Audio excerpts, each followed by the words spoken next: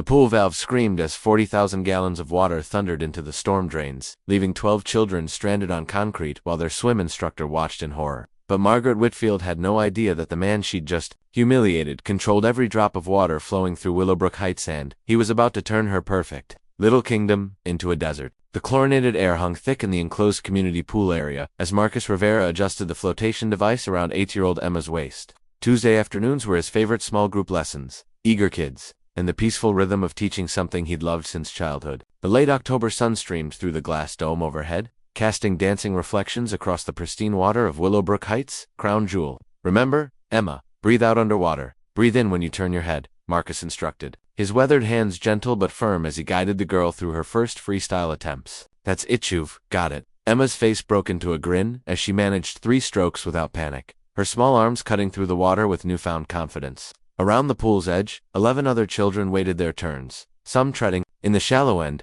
others practicing kicks while holding the wall. Marcus had been teaching here for 3 years, ever since his retirement from the city's water department, and moments like these reminded him why he'd chosen this quiet community over the chaos of his old job. Mr. Rivera, watch me, called out Jake, a 10-year-old who'd progressed from doggy paddle to butterfly in just 2 months. The boy launched into an enthusiastic but uncoordinated stroke, sending waves across the lanes. Looking good, Jake. Remember to time your breath with your arms, Marcus began, but his words were cut short by the sharp crack of heels on wet concrete. Margaret Whitfield materialized poolside like a storm cloud in a Chanel suit, her silver hair swept into a helmet-perfect bob that hadn't moved in a decade. As president of the Willowbrook Heights Homeowners Association, she ruled their gated community with an iron fist wrapped in passive-aggressive pleasantries. Her pale blue eyes swept over the scene with the calculating coldness of a predator sizing up prey. "Excuse me," she announced, her voice carrying the authority of someone accustomed to immediate obedience. "This session needs to end now." Marcus treaded water near Emma, keeping one hand on the girl's back as she practiced floating. "Mrs. Whitfield, we're in the middle of a lesson. We've got another 30 minutes scheduled." "I don't care about your schedule." Margaret's mouth pursed into a thin line as she consulted her phone. "The Hendersons are arriving in 20 minutes for their pool party, and I will not have them delayed by this ... activity. Pool party." Marcus felt his jaw tighten. He'd reserved this time slot 6 weeks ago, had it confirmed by the community center staff just yesterday. "Ma'am, I have a permit for this time." "These kids have been looking forward to your permit," she interrupted, waving her manicured hand dismissively, "is superseded by community board business. The Hendersons are major donors to our upcoming capital improvements campaign. Their needs take precedence."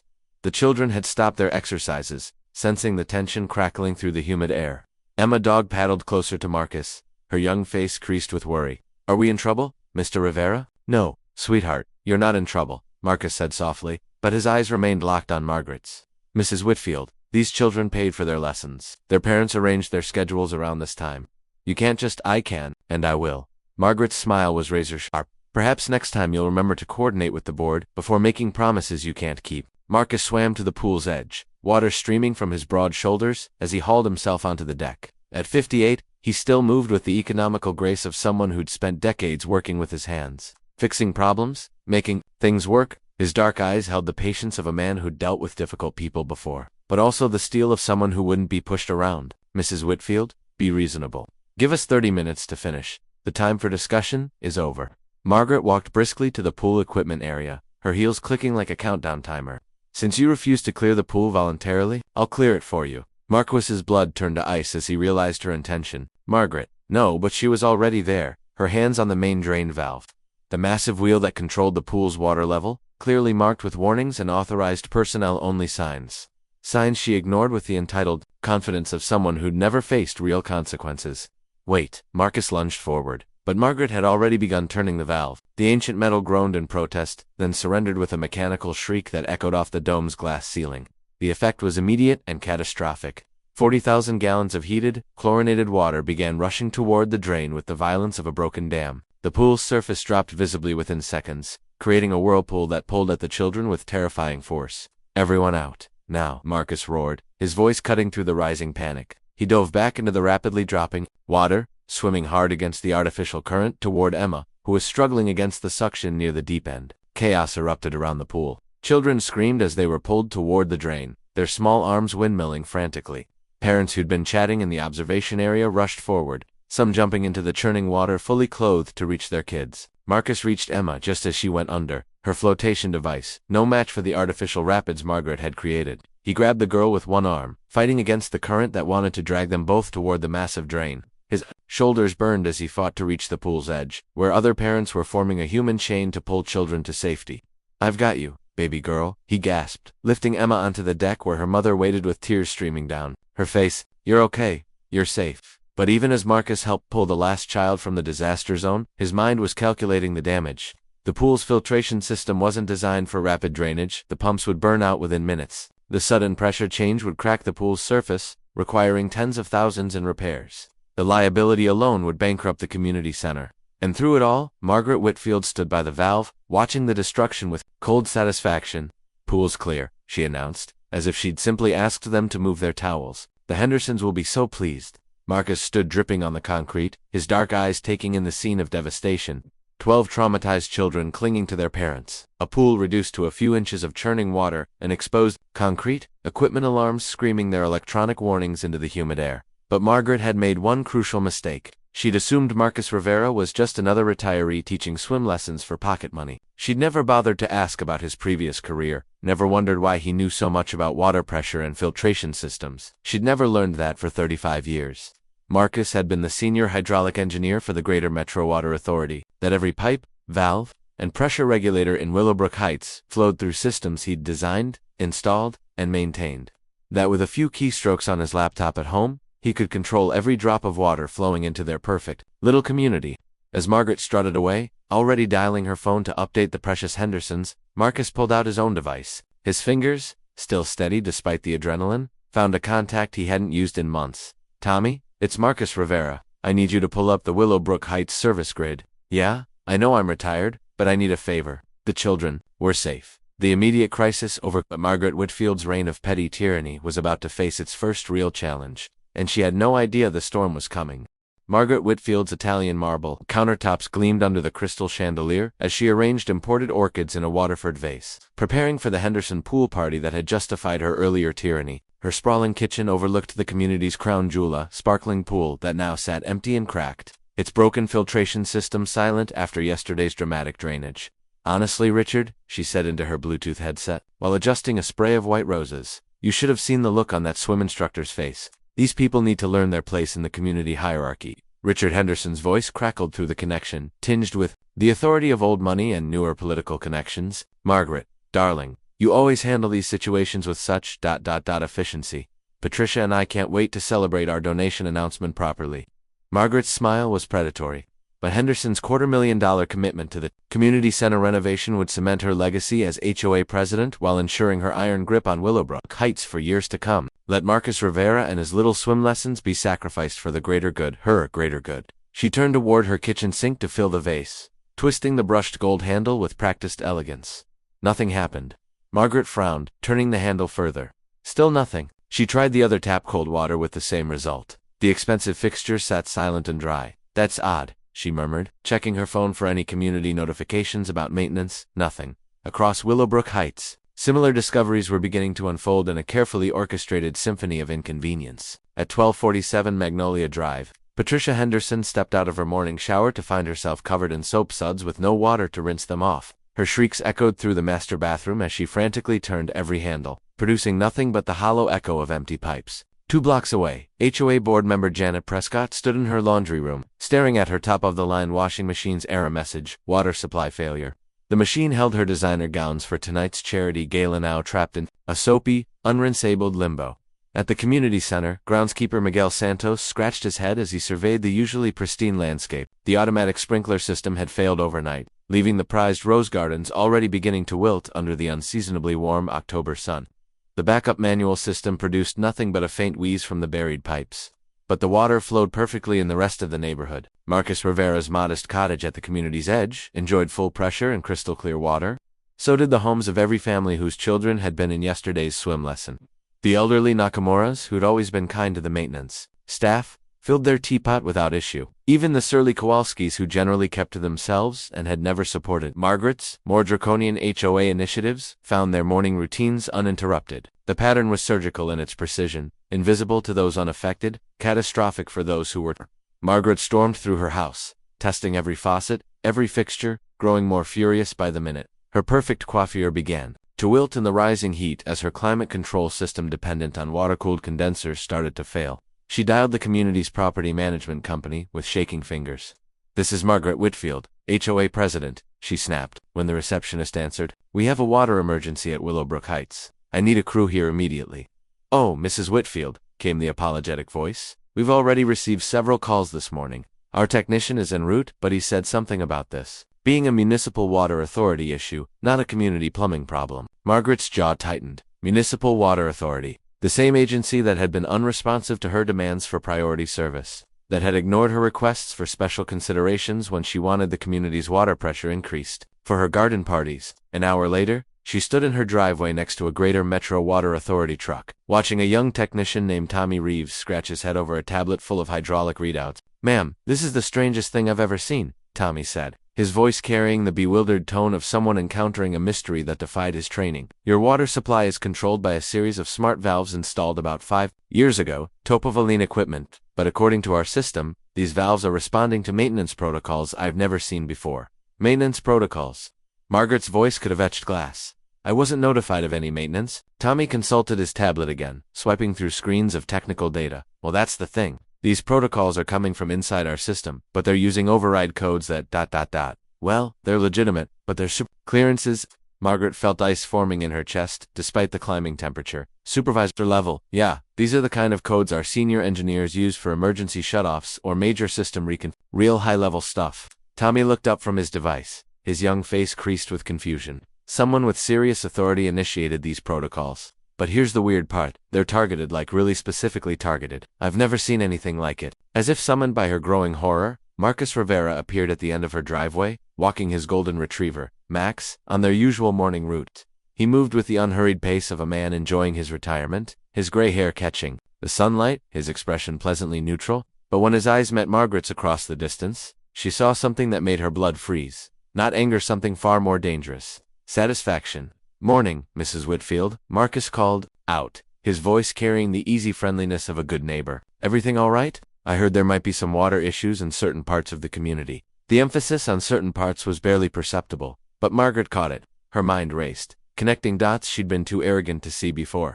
Marcus Rivera, the swim instructor she'd humiliated, the man whose expertise with pools and water systems she'd dismissed as the tinkering of a retiree. "Tommy," she said slowly, not taking her eyes off Marcus. "What kind of experience would someone need to access those supervisor codes?" Tommy glanced up from his tablet, then followed her gaze to Marcus. His face brightened with recognition. "Oh hey, Mr. Rivera, I didn't know you lived here." He turned back to Margaret with newfound enthusiasm. "Ma'am, you're in luck. This is Marcus Rivera. He basically built half our water infrastructure before he retired. If anyone can figure out what's going on with these systems, it's him." Marcus smiled, the expression not reaching his eyes. "Tommy, good to see you, son. Mrs. Whitfield was just dealing with some technical difficulties, I hear." Margaret felt the world tilt beneath her feet. The swim instructor, the man she'd dismissed, humiliated, treated like hired help, was the architect of the very systems that kept her perfect world running. "Perhaps," Marcus continued, scratching Max behind the ears, "Mrs. Whitfield is learning that water, like respect, flows where it's directed. And sometimes, when you poison the well ... double quotes, he shrugged eloquently. "The well remembers." Tommy, oblivious to the undercurrents, nodded enthusiastically. "Mr. Rivera always said water systems are like communities. Everything's connected. Mess with one part, and the whole network responds." Margaret's phone buzzed with incoming calls. Patricia Henderson, shrieking about her ruined hair appointment. Janet Prescott, demanding immediate action. 3 other board members whose perfect morning routines had been shattered by empty taps and broken sprinkler systems. But Marcus's water ran clear and cold. His garden flourished while hers began to wilt. His air conditioning hummed efficiently, while hers struggled against the climbing heat. "The maintenance protocols," she said, her voice barely above a whisper. "How long do they last?" Marcus tilted his head thoughtfully. "Oh, that depends on a lot of factors. System complexity, community cooperation, mutual respect between neighbors." His smile was gentle, grandfatherly. "Could be hours, could be days, really depends on how quickly people learn to treat others with basic human decency." Tommy, still focused on his tablet, missed the exchange entirely. "I'll need to run these readings by the district supervisor. This is way above my pay." "Great." As Marcus walked away with Max trotting beside him, Margaret felt her perfect world beginning to crack like the empty pool she'd drained in her arrogance. She'd thought she was teaching a lesson yesterday. Now she was beginning to understand who the real teacher was. By Thursday evening, Margaret Whitfield's perfectly controlled world had descended into chaos that no amount of money or social connections could fix. The Henderson pool party had been postponed indefinitely, their $250,000 donation hanging in the balance as Patricia Henderson refused to even take Margaret's calls. The charity gala had been moved to the country club after the community center's restrooms failed spectacularly during the planning committee's final walkthrough. Margaret sat in her sweltering living room, her usually immaculate appearance wilted beyond repair. 3 days without water had transformed her from the imperious queen of Willowbrook Heights into a desperate woman wearing the same wrinkled blouse, her silver hair unwashed and her makeup long since abandoned. The house reeked of toilets and rotting flowers from arrangements she couldn't refresh. Her phone buzzed with another furious call from a board member, but she let it go to voicemail. She'd stopped answering after Janet Prescott's hysterical rant about her ruined Persian rugs and Miguel's resignation as groundskeeper. The community was fracturing along lines. Margaret was only beginning to understand those with water, and those without. A soft knock at her front door made her heart race with desperate hope. She rushed to answer it, expecting Tommy the technician, or perhaps a miracle repair crew. Instead, she found Marcus Rivera standing on her doorstep, holding a gallon jug of crystal-clear drinking water. "Evening, Mrs. Whitfield," he said pleasantly. "You look thirsty." Margaret's pride battled with her desperation as she stared at the water jug. Her throat felt like sandpaper, and she hadn't had a proper drink in 6 hours. The community's emergency water delivery, which she'd demanded from 3 different companies, had been mysteriously delayed due to routing issues and supply chain complications. "What do you want?" she croaked. Marcus's dark eyes held the patience of a man who'd spent decades solving complex problems. "I want to have a conversation. A real one, where we talk about respect, consequences, and how communities actually work. You can't just cut off people's water." Margaret's voice cracked with dehydration and desperation. "It's illegal." Is it?" Marcus tilted his head thoughtfully. "Because according to the municipal code, the water authority has full discretion to implement maintenance protocols when safety concerns arise. And after Tuesday's pool incident, well," he shrugged, "reckless endangerment of children by unauthorized personnel certainly qualifies as a safety concern." Margaret felt the ground shift beneath her feet. Those children were never in real danger. 12 kids nearly drowned because you turned a valve you had no business touching. Marcus's voice remained calm, but steel crept into his tone. "Emma Martinez, 8 years old, still wakes up screaming from nightmares. Jake Patterson refuses to go near any pool, but I suppose their trauma is acceptable collateral damage for your power games." The words hit Margaret like physical blows. She'd spent 3 days focused on her own inconvenience, her own loss of control, without considering the children she'd terrorized. The image of little Emma's frightened face surfaced in her memory, unbidden and unwelcome. "I didn't mean for anyone to get hurt," she whispered. "No," Marcus agreed. "You just didn't care if they did. There's a difference, but the result is the same." He set the water jug on her doorstep, just out of her immediate reach. "Here's how this works. Margaret, you're going to call an emergency board meeting for tomorrow morning. You're going to publicly apologize to every family affected by your stunt. You're going to resign as HOA president, effective immediately." Margaret's spine stiffened despite her desperation. "I will not," and Marcus continued as if she hadn't spoken. "You're going to personally pay for the pool repairs, the medical bills for Emma's therapy sessions, and establish a fund for community swimming lessons that doesn't charge families who can't afford it. You're insane." Margaret's voice rose to a shriek. "I'm not doing any of that. You can't make me." Marcus pulled out his phone, scrolling through what appeared to be a contact list. "Did you know that Patricia Henderson's brother sits on the State Water Commission? Interesting family dinner conversations they must have. And Janet Prescott's husband runs that big landscaping company that depends on municipal water contracts." Margaret's blood turned to ice as she understood the implication. Marcus wasn't just controlling her water, he had the power to affect everyone in her social and political network. Every connection she'd cultivated, every relationship she'd built her influence on, ran through systems he controlled or people he knew. "Of course," Marcus continued conversationally, "there's also the matter of your recent permit violations. Unauthorized operation of municipal equipment, reckless endangerment, failure to follow posted safety protocols." He tapped his phone screen thoughtfully. "My old colleague Jerry Nolan is district safety inspector now. He's very thorough in his investigations." Margaret's hands shook as she reached for the water jug, her pride finally crumbling under the weight of her desperation. She unscrewed the cap with trembling fingers and drank deeply, the cool liquid like salvation down her parched throat. "Why are you doing this?" she gasped between gulps. Marcus was quiet for a long moment, his gaze drifting toward the empty pool visible through the community's landscaping. 35 years ago, I was a young engineer working on a water project in El Salvador. There was a community leader, their powerful man, controlled all the resources, treated people like they existed for his convenience. Margaret lowered the jug, water dripping down her chin. One day, this man decided the village school was taking up too much space. Had it bulldozed while children were still inside for extra lessons? Marcus's voice remained steady, but his eyes held depths of old pain. 3 kids died, 12 others injured, but he was powerful, connected. Nothing happened to him. Margaret felt sick, and not just from dehydration. I learned something that day, Marcus continued. Power without accountability is just tyranny with better decorations. And sometimes, the only way to teach accountability, he gestured toward her empty house, her dying garden, her crumbling kingdom, is to show people what it feels like to be powerless. A black sedan pulled into Margaret's driveway, and her heart sank as she recognized Richard Henderson's distinctive profile behind the wheel. He climbed out of the car with the slow deliberation of a man bearing very bad news.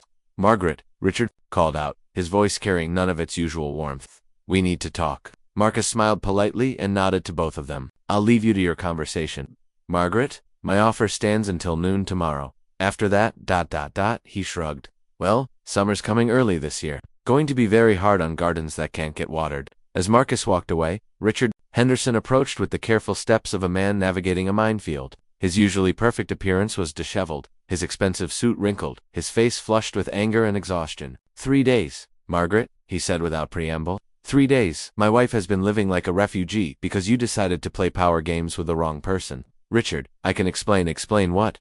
That you destroyed community property, that you traumatized children, that you've made us the laughingstock of the entire metro area. Richard's voice rose with each word. Do you have any idea what this is doing to our reputation? Our business relationships? Margaret opened her mouth to respond, but Richard wasn't finished. The Water Commission is launching an investigation. The state HOA Oversight Board wants a full audit, and Patricia, he shook his head in disgust. Patricia is threatening to sue you personally for emotional distress. But the donation, Margaret began desperately, is off the table. Richard's words hit her like a sledgehammer. We're withdrawing our funding, our board positions, everything. Find someone else to bankroll your little kingdom. As Richard drove away, leaving Margaret alone in her driveway with an empty water jug and the ruins of her perfect life, she finally understood the full scope of Marcus Rivera's revenge. He hadn't just cut off her water. He'd systematically dismantled every pillar of power she'd spent years building, using the same methodical precision he'd once applied to engineering projects. And tomorrow at noon, her time would run out. Margaret Whitfield stood before the community center's main conference room at 11:47 a.m., her reflection in the glass doors showing a woman she barely recognized. For days without proper water had stripped away every pretense of her former power. Unwashed hair hung limp, her clothes were wrinkled from sleeping in them, and her face bore the hollow look of someone who'd stared into the abyss of their own making. Inside the room, the entire Willowbrook Heights community had gathered. Not just the usual board members and power players, but everyone, the families whose children had been in Marcus's swim class.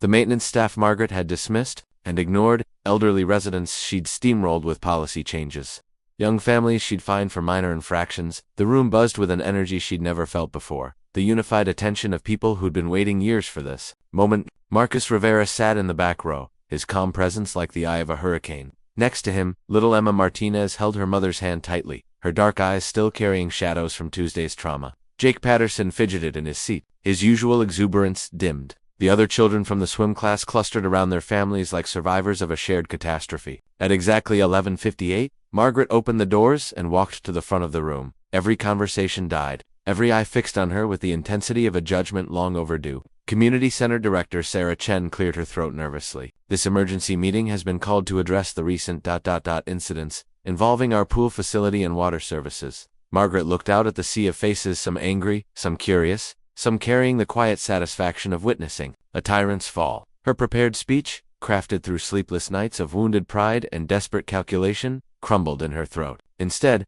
she found herself looking directly at Emma Martinez. I nearly killed you, Margaret said, her voice cracking like breaking glass. All of you. I turned that valve because I was angry, because I thought my authority was more important than your safety, and I nearly killed children. The room's silence was deafening. This wasn't the calculated political apology they'd expected. For 3 years, I've told myself I was protecting this community, maintaining standards, keeping property values high.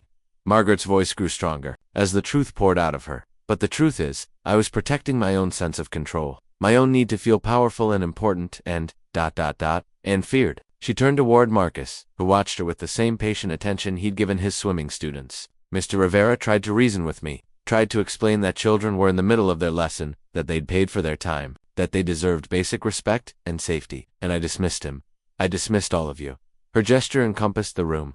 Because in my mind, you existed to serve my vision of what this community should be. Margaret pulled a folded check. From her pocket, her hands trembling as she held it up. "This is a cashier's check for $50,000. It will cover the pool repairs, medical bills for therapy, and establish a permanent fund for swimming lessons for any child in this community who wants to learn." Murmurs rippled through the crowd, but Margaret wasn't finished. "I'm resigning. As HOA president, effective immediately. I'm also resigning from the board and removing myself from all community committees. You deserve leaders who see you as neighbors, not subjects."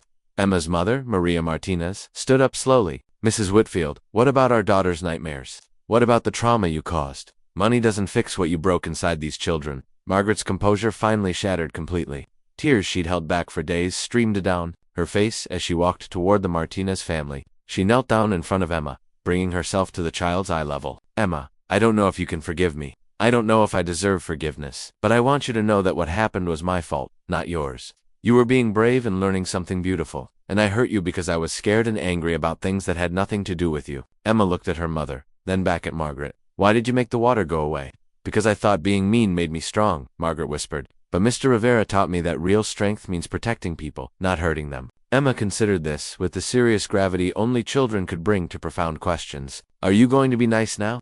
Margaret laughed through her tears, a sound that held both heartbreak and hope. "I'm going to try, sweetheart. Every day, I'm going to try." Marcus stood up from the back of the room, and the crowd parted as he walked forward. When he reached Margaret, he extended his hand not in triumph, but in something approaching peace.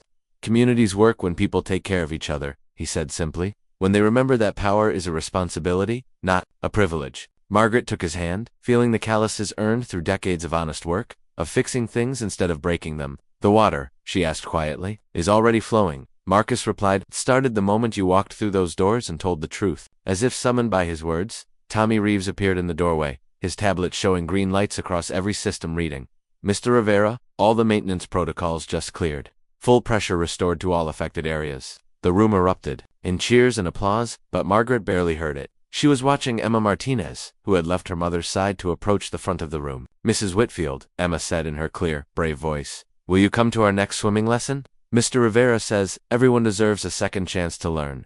Margaret looked from Emma to Marcus, then out at the community she'd ruled through fear and was now facing through truth. For the first time in years, she felt the possibility of genuine connection, real belonging built on respect rather than dominance. "I'd like that very much," she said. 6 months later, Margaret Whitfield stood at the edge of the community pool, wearing a modest one-piece swimsuit and water wings that Emma had insisted she needed for safety. The pool sparkled under new LED lights funded by her donation, filled with the laughter of children learning to love the water instead of fear. Marcus stood in the shallow end, his patience unchanged, his teaching style as gentle and effective as ever. But now his lessons included more than just swimming strokes. They included lessons about courage, forgiveness, and the revolutionary power of treating people with basic human dignity. "Remember," Marcus called to his mixed-age class that included both 8-year-old Emma and 63-year-old Margaret, "breathe out underwater, breathe in when you turn your head, trust the water to hold you up."